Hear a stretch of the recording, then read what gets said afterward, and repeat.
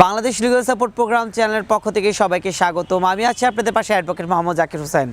আজ আমরা যে বিষয় নিয়ে আলোচনা করব তাহলে প্রায় সময় আমাকে অনেকেই প্রশ্ন করে থাকেন যে অডিও এবং ভিডিওগুলো আদালতে সাক্ষ্য হিসেবে গ্রহণযোগ্য হবে কি হবে না, এই ব্যাপারে জানতে চান। আসলে এই ব্যাপারে যারা আমাদেরকে প্রশ্ন করেন তারা না শুধু ইভেন কি বিভিন্ন শ্রেণীর লোকরা কিন্তু জানতে চান যে অডিও ভিডিও আদালতে সাক্ষ্য হিসেবে গ্রহণযোগ্য হবে কি হবে না। আমরা প্রায় সময় দেখে থাকি যে যখন কোনো অপরাধ সংগঠিত হয় সে অপরাধটা অডিও এবং ভিডিও ছাড়া অন্য কোনো প্রমাণ থাকে না, কিন্তু আদালত কিন্তু স্পেসিফিকলিভাবে এই অডিও এবং ভিডিওকে সাক্ষ্য হিসেবে গ্রহণও করছে না, ইভেন কি সাক্ষ্য হিসেবে পুরোপুরি এটাকে রিমুভও করছে না। কেন কারণ কাউন্ট করেনি, সেজন্য হলো যে যখন একজন ছবি তুলবে এই ছবিটাকে কিন্তু গলা কেটে তারা আরেকজনের সাথে এক্সচেঞ্জ করতে পারবে, সেক্ষেত্রে আপনাদের যে কোনো ছবি কিন্তু কাউন্টেবল না, অর্থাৎ এটাকে সাক্ষ্য হিসেবে আপনারা অ্যাকসেপ্ট করবেন আদালত। আর যদি অডিও পাবেন, অডিও কিন্তু ভয়েস রেকর্ডিংটাকে চেঞ্জ করা যায়, সেম টু সেম করা যায়, সেই ক্ষেত্রে কিন্তু আপনারা অডিওটাকে আপনারা অ্যাকসেপ্টেবল করবে না আদালত। আর ভিডিওর ক্ষেত্রে বলতে পারি যে ভিডিওর ক্ষেত্রে বর্তমানে কিন্তু রানিং একটা টেকনোলজি বেড়েছে, যেটা নাম হচ্ছে ডিপ ফেক টেকনোলজি। এই ডিপ ফেক টেকনোলজির মাধ্যমে কিন্তু একজন আপনি দেখবেন যে ভিডিওতে কথা বলছে বা ভিডিওতে আছে, কিন্তু পার্সোনালি টেকনোলজির মাধ্যমে কিন্তু ওই ব্যক্তিটাকে পুরোপুরি চেঞ্জ করে অন্য একটা ব্যক্তি দেওয়া হয়, সেক্ষেত্রে কিন্তু আপনি বুঝতেই পারবেন না যে অরিজিনাল নাকি ফেক। সো এই ক্ষেত্রে ডিপ ফেকের কারণে কিন্তু বর্তমানে রানিং যে সিচুয়েশন, এই সিচুয়েশনে কিন্তু সাক্ষ্য হিসেবে অডিও ভিডিও ছবিগুলোকে একান্তইভাবে এগুলোর উপর ভিত্তি করে আপনাদের কোনোভাবেই খালাস দেওয়া যাচ্ছে না, ইভেন কি সাজাও দেওয়া যাচ্ছে না। আপনারা হয়তো তাহলে বলবেন যে অডিও এবং ভিডিওর কি তাহলে কোনো প্রমাণই থাকবে না, বা এগুলোর উপর ভিত্তি করে কি তাহলে কোনো কিছু হবে না, এগুলোর কি কোনো কিছুই মূল্য নেই?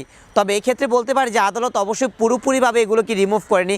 এখানে বলে দেওয়া হয়েছে যে এই অডিও এবং ভিডিও যদি থাকে এগুলোর রেলিভেন্সির উপর ফ্যাক্ট করে, রেলিভেন্সি দেখে অবশ্যই এগুলোর উপর ভিত্তি করেও কিন্তু সাজা দেওয়া যাবে, কিন্তু অনলি ভিডিও এবং অডিওর উপর ভিত্তি করে কোনো সাজা দেওয়া যাবে না বা খালাস দেওয়া যাবে না।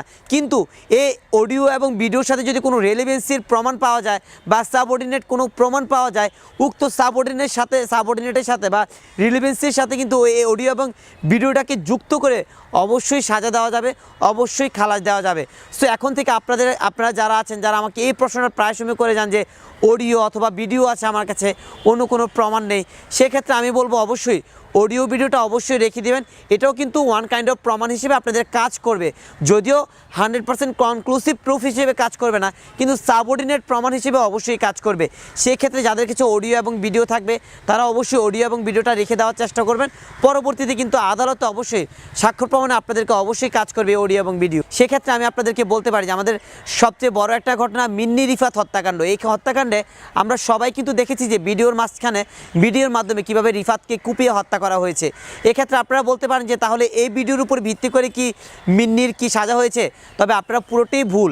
মিন্নির জবানবন্দি, পারিপার্শ্বিক অবস্থা, ইভেন কি তার আশেপাশের যে রিলেভেন্সি, সকল কিছুর ভিত্তির উপর কিন্তু ডিপেন্ড করে কিন্তু মিন্নির সাজা দেওয়া হয়েছে, অনলি মাত্র শুধু ভিডিওর উপর ভিত্তি করে কিন্তু তাকে সাজা দেওয়া হয় নাই।